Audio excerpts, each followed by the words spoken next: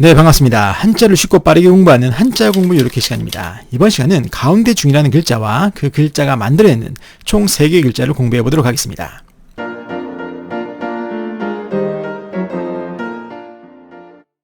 네, 가운데 중이라는 글자와 그 글자가 만들어내는 총 3개의 글자를 공부하고 있는데요. 자, 이번 시간에 공부할 글자들의 모양을 먼저 보도록 하겠습니다. 네, 이 글자들이 바로 이번 시간에 공부할 글자들인데 그 모양을 가만히 보세요. 가만히 보시면 이번 시간에 핵심이 되는 가운데 중이라는 글자의 모양이 나머지 글자 안에서도 잘 보이시죠? 자, 그러면 가운데 중이라는 글자를 먼저 공부하고 나머지 글자들 살펴보도록 하겠습니다. 자, 가운데 중이라는 이 글자는 재밌게도 지사의 원리로 만들어진 글자입니다. 지사의 원리라는 것은 눈에 보이지 않는 어떤 개념 같은 것을 가리키는 거예요. 그래서 가운데라는 뜻을 가리키기 위해서 어떠한 것을 사용했냐? 그것은 이제 말씀드릴 텐데, 이 글자의 모양 가만히 보시면, 가운데 중이라는 글자의 모양 가만히 보시면 가운데 부분에 사각형 모양이 있죠. 그 사각형 모양이 어떠한 사물입니다. 그리고 그것을 관통하고 있는 세로액은 뭐냐? 그 사물의 중앙을 관통하고 있는 어떠한 송곳이나 화살 같은 거예요. 그래서 가운데란 뜻을 나타내기 위해서 사물의 중앙을 뚫고 나가고 있는 화살이나 송곳의 모양을 나타내서 가운데란 뜻의 글자가 만들어지게 된 거예요. 재밌죠? 자, 여러분들이 평소에 송곳을 이용해서 어떤 물체의 가운데 부분을 구멍을 내거나 아니면 화살이 관역의 중앙 부분을 뚫고 나가는, 딱 명중하는 그러한 모습을 보실 때마다 이 가운데 중이라는 글자를 연상하신다면 아주 쉽게 파지될 거라 생각이 듭니다. 자, 그럼 이 글자는 우리의 생활처에서 어느 때 사용되냐? 우리가 중심이라고 할 때 중자, 중앙에서의 중자, 중립에서의 중자가 바로 이 가운데 중이라는 글자입니다. 자, 여러분들이 평소에 이런 한자를 사용하시거나 아니면 송곳이나 화살 같은 것이 물체의 중앙을, 가운데 부분을 뚫고 나가는 그러한 모습을 보실 때마다 이 가운데 중이라는 글자를 연상하시면 쉽게 파지될 거라 생각이 듭니다. 자, 이렇게 해서 가운데 중이라는 글자를 살펴보았고 다음 글자 보도록 하겠습니다. 다음 글자는 버금중 가운데 중이라는 글자입니다. 자, 이 글자는 이번 시간에 핵심이 되는 가운데 중이라는 글자와 왼쪽에 사람을 가리키는 사람인 이 두 개의 글자를 결합해서 만드는 글자예요. 즉, 사람이라는 뜻과 가운데라는 뜻이 결합해서 버금 또는 가운데라는 뜻입니다. 자, 사람과 가운데가 결합해서 버금이다 또는 가운데다, 이렇게 말씀드리니까 대충 감이 잡히시죠? 이것은 뭐냐? 사람들 가운데, 사람들 중에서 가운데 있는 사람을 말하는 거예요. 그러면 적어도 가운데 있으려면 몇 사람이 있어야 되겠습니까? 그렇죠. 3사람이 있어야 되는 거잖아요. 바로 그거예요. 우리가 3사람 중에서 가운데 있는 사람을 가리켜서 가운데 있는 사람이다 라고 해서 가운데라는 뜻이 있고, 그리고 버금은 뭐냐? 버금이라는 말 뜻 자체가 첫째 다음에 둘째를 말하는 거예요. 첫째를 순우리말로 으뜸이라고 하고 둘째를 버금이라고 합니다.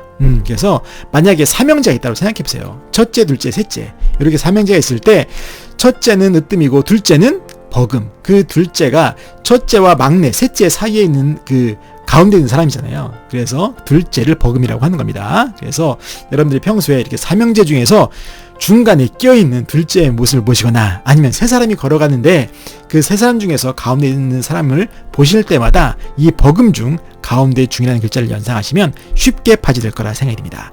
자, 그럼 이 글자는 우리의 생활에서 어느 때 사용되냐? 우리가 중개한다라고 할 때 중개에서의 중자 또는 중재에서의 중자, 중매에서의 중자가 바로 이 버금 중, 가운데 중이라는 글자입니다. 자, 여러분들이 평소에 이런 한자를 사용하시거나 아니면 3사람 중에서 가운데 있는 사람 또는 삼형제 중에서 가운데 있는 둘째의 모습을 보실 때마다 이 버금 중, 가운데 중이라는 글자를 연상하시면 쉽게 파지될 거라 생각이 됩니다. 자, 이렇게 해서 버금 중, 가운데 중이라는 글자를 살펴봤고 다음 글자 보도록 하겠습니다. 다음 글자는 충성충, 진심충입니다. 자, 이 글자는 이번 시간에 핵심이 되는 가운데 중이라는 글자와 그리고 아랫부분에 사람의 마음을 가리키는 마음심, 이 2개의 글자를 위아래로 결합해서 만들어낸 글자입니다. 즉, 가운데란 뜻과 마음이란 뜻이 결합해서 충성이다, 진심이라는 뜻의 글자가 된 거예요. 마음과 가운데가 결합해서 진심이다, 충성이다. 대충 감이 잡히시죠? 자, 네, 맞습니다. 이 글자는, 이 글자가 나타내고자 하는 것은 첫 번째로 진심이라는 뜻에서는 뭐냐? 사람의 마음 가운데, 한 가운데에 있는 그 정중앙에 있는 그 중심 마음을 말하는 거예요. 중심 마음. 그 마음의 중심이 진심이라는 겁니다. 우리가 어떠한 사람들과 관계를 맺을 때 정말 진심을 다해서 맺는 그런 모습들이 있죠. 그래서 마음을 다해서 정말 그 사람을 배려하고 그런 모습들이 있을 텐데, 그렇게 진심을 다하는 그 모습, 그 중심 마음을 가리킨 표현한 담아낸 글자다라고 보시면 되겠고, 충성이라고 할 때는 뭐냐? 충성이라고 할 때는 가운데와 마음인데, 똑같이 마음인데, 여기서의 가운데는 누구와 누구 사이의 가운데냐? 이것은 임금과 신하 그 사이에, 그 가운데 있어야 되는 그 마음이라는 거예요. 즉 임금과 신하 가운데는 사이죠. 그 사이에 있어야 되는 마음이 뭐냐? 바로 충성이다라는 겁니다. 충성. 재밌죠? 자, 여러분들이 평소에 이렇게 임금과 신하 사이에 충성을 다해서 임금이 신하를 섬기는 그런 모습을 보시거나, 아니면 내 마음속 가운데에 있는 그 진심을 여러분들이 생각하실 때마다 이 충성충, 진심충이라는 글자를 연상하신다면 쉽게 파지될 거라 생각이 됩니다. 자, 그럼 이 글자는 우리의 생활 속에서 어느 때 사용되냐? 우리가 충심이라고 할 때 충자, 또는 충언에서의 충자가 바로 이 충성충, 진심충이라는 글자입니다. 자, 여러분들이 이러한 한자를 사용하시거나, 아니면 임금과 신하 사이에 그 충성된 마음, 또는 내가 누군가를 향하는 그 중심 마음, 그 진심을 생각할 때마다 이 글자를 연상하시면 쉽게 파지될 거라 생각이 됩니다. 자, 이렇게 해서 이번 시간은 가운데 중이라는 글자와 그 글자가 만들어내는 총 3개의 글자를 살펴봤는데, 이번 시간에 공부한 글자들을 정리하면서 마무리 짓도록 하겠습니다.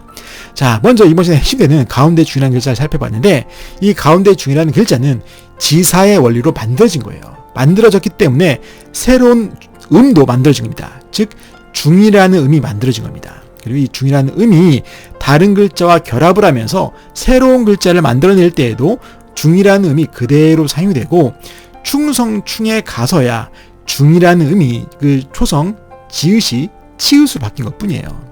아시겠죠? 자, 여러분들이 한자를 공부하실 때는 이렇게 음이 어떻게 변화해가는 그 변화나 그 패턴을 이해하시면서 공부하시면 아주 쉽고 빠르게 공부할 수 있을 거라 생각이 듭니다.